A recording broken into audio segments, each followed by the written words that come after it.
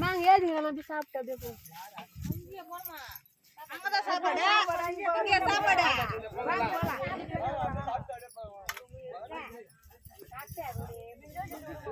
வச்சன் விளையாடுறீங்களா? சுத்துமா சுத்தி போடுங்க மொத்தமா சுத்தி போட்டுங்க.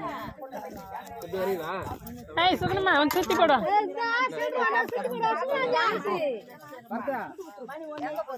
வச்சன் வச்சுமா கொஞ்சம் மூஞ்சி போறான்